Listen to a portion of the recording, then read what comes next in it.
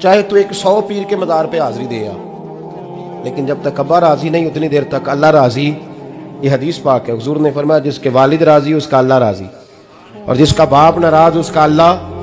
ہاں بے شک، اب یہ حدیث ہے نا، تو سارے ولی ایک طرف بیٹھ جائیں، کہیں یا اللہ بخش دے مرید کو، لیکن اگر ابا کہے یا اللہ نہ معاف کرنا، تو اللہ ان اولیاء کی نہیں مانتا، والد کی مانتا ہے۔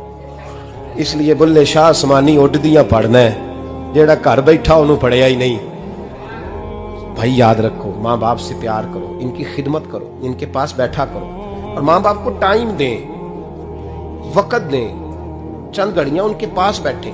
آپ یقین کریں ابا جی سے آپ مشورہ کر لیں، صرف مشورہ، مرضی بے شک اپنی کریں، لیکن اس مشورے میں آپ کو اتنا سایہ ملے گا کہ زندگی میں کبھی ناکامی نہیں ہوگی۔ پر اسی سجن دی مننی ابے دی نہیں مننی، وہ پھٹے پہ جو نلائق ہماری طرح کا بیٹھا ہے اس سے مشورہ لینا ہے، والد سے نہیں لینا۔ باپ کے پاس بیٹھیں، اس سے مشورہ لیں۔